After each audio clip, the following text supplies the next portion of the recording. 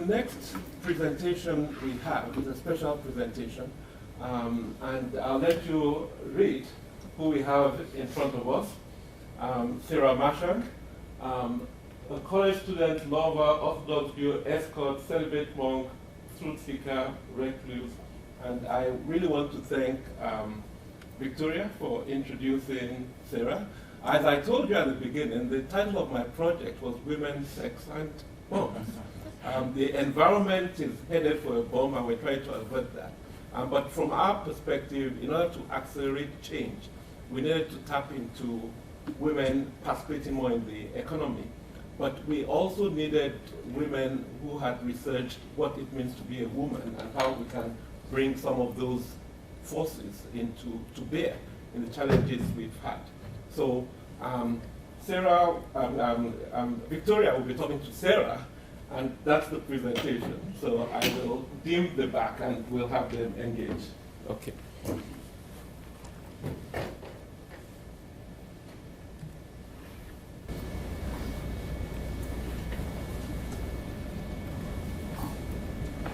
Okay.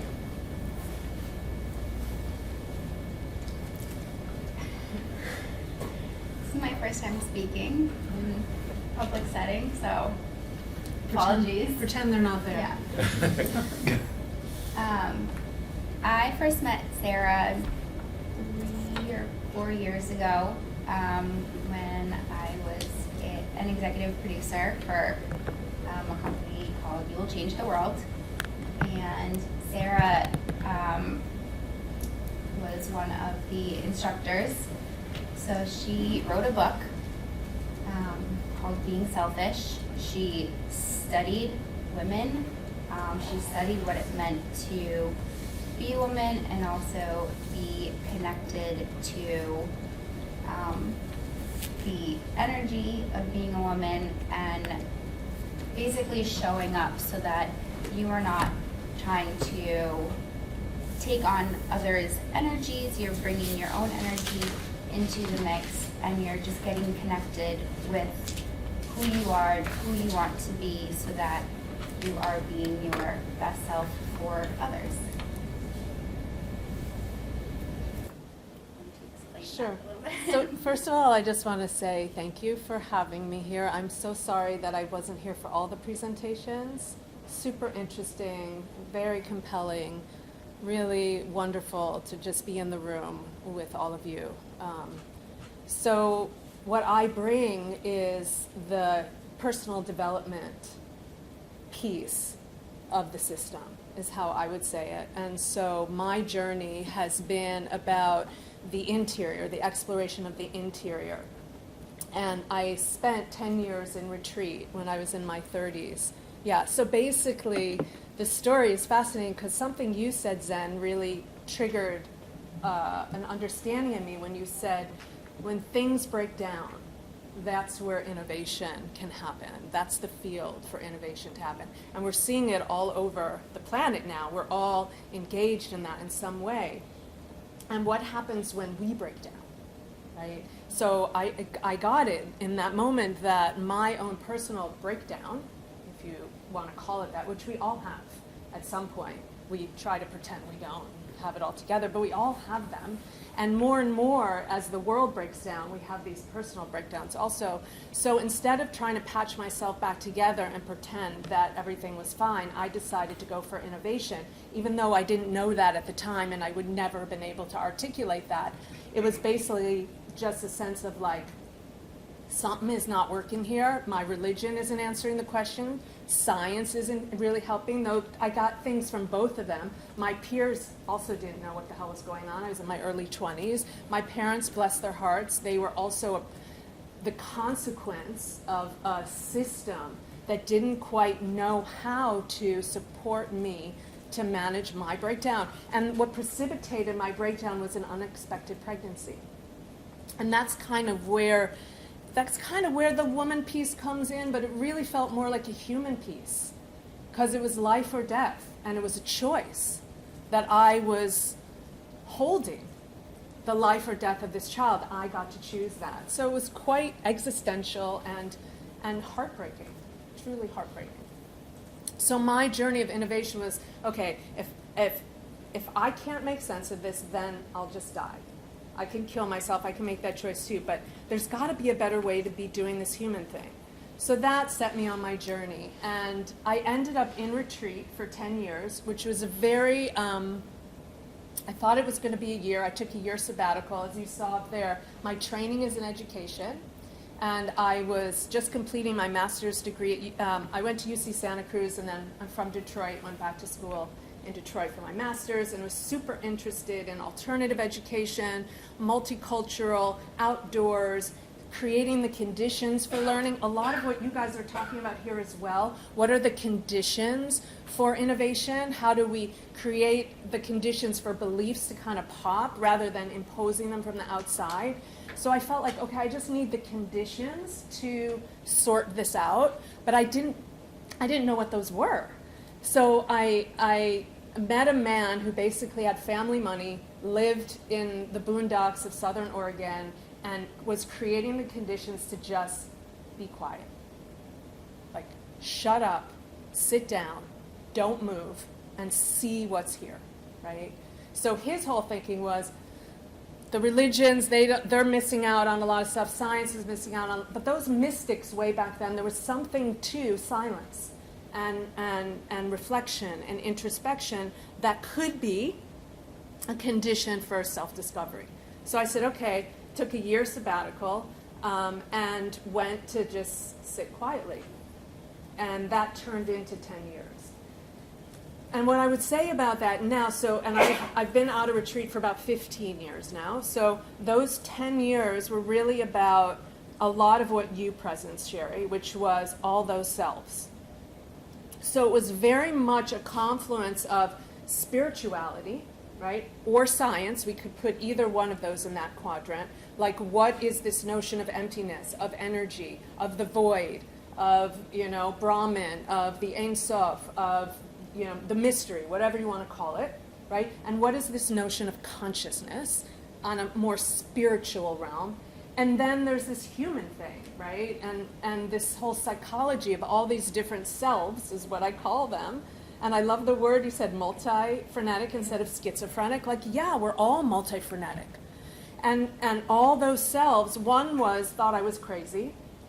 So did my father, by the way, and sent, private investigator to make sure that I wasn't, like, really too far out there, right?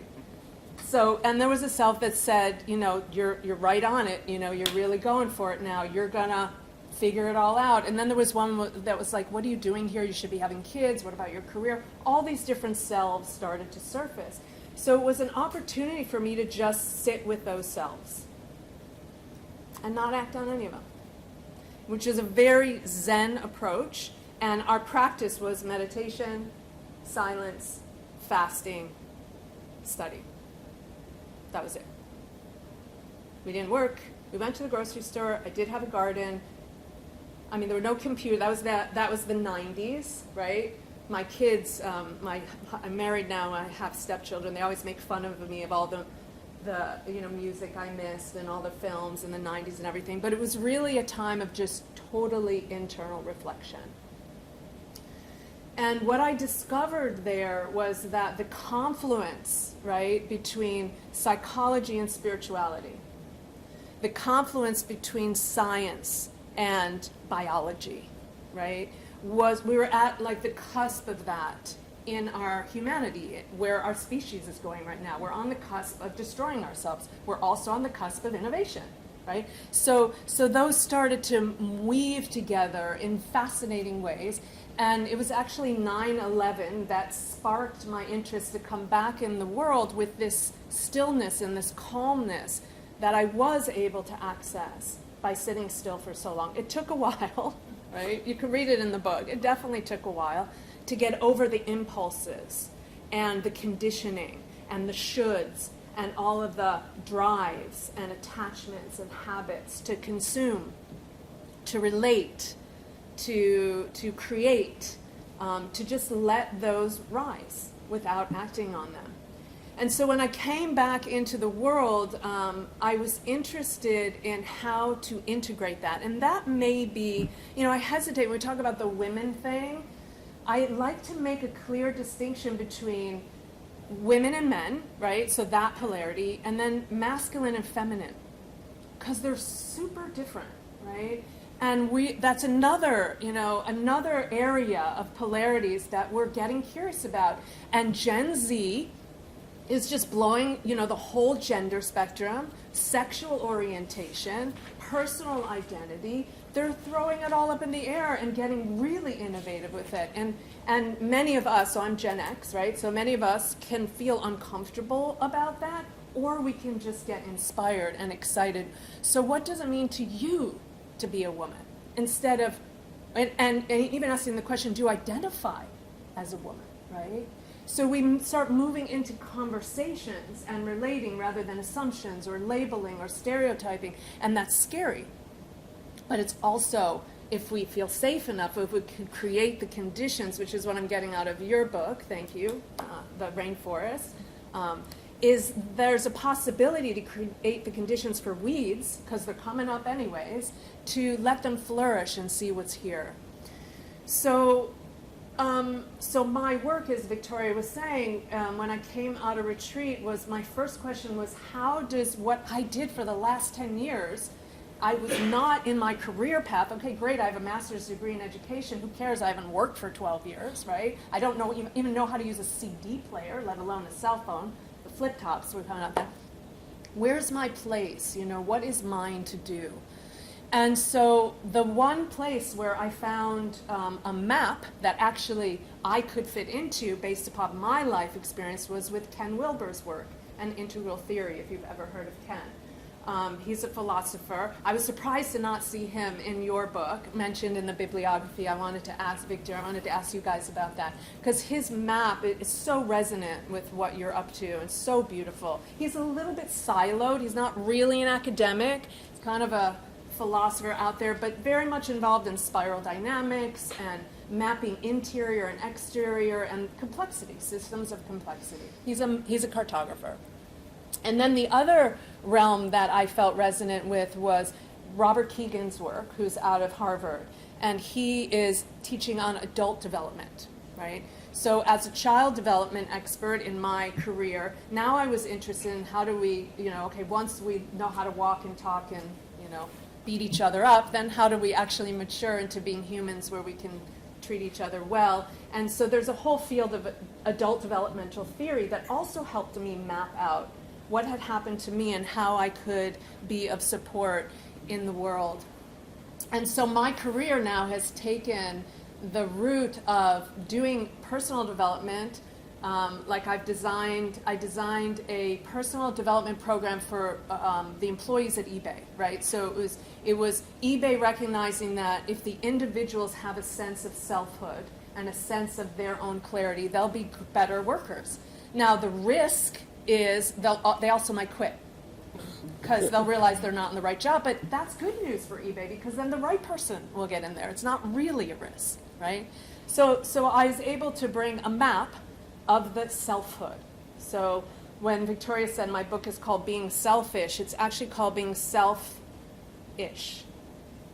And the inquiry is around what is the self? Who is the self? Which self is really you if you have all those ones in there? Who are you really? Will the real you stand up, right? And this inquiry process that now neuroscience is mapping, which is the next realm where I feel like, ooh, here's a map that actually reflects what I'm experiencing also, which is the way the brain works is there is no congruent self inside of you. There just isn't. You're making it up. All there is neural pathways, right? Based upon your DNA, your life experience, your history, the moment, your traumas. That's very unsettling. Can be very unsettling.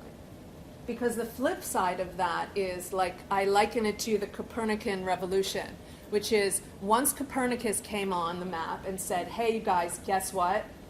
We actually revolve around the sun does not revolve around us, sorry, right? What happened was our consciousness shifted and went, oh shit, we're not the center of the universe. And yet, our day-to-day experience was still, the sun moved.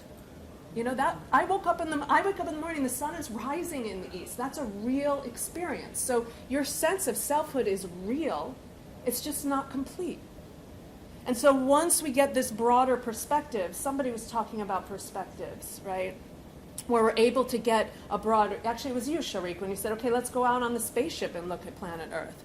A lot of the self-development I do with individuals and then consulting in corporations is, okay, let's play around with perspective taking.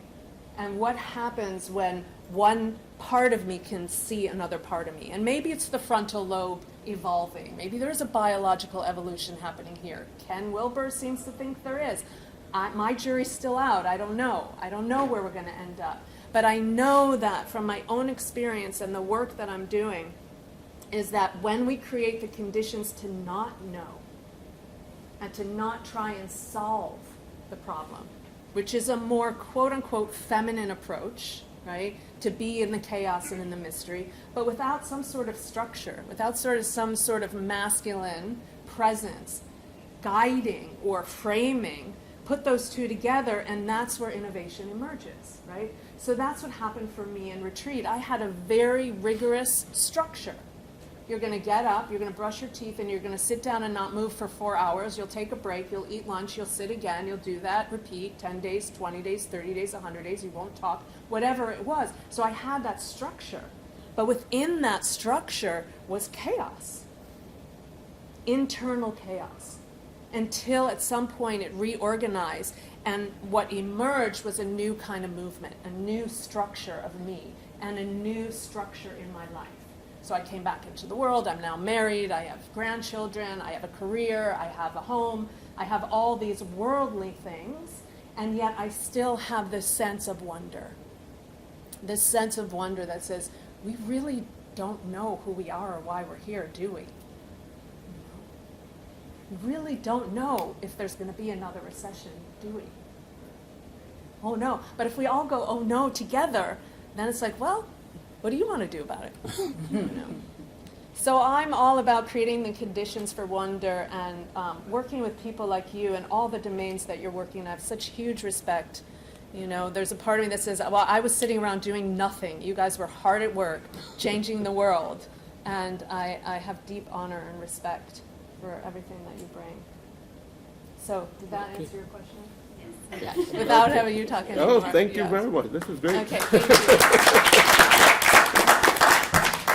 Okay, one more speaker, and we're done. Thank you.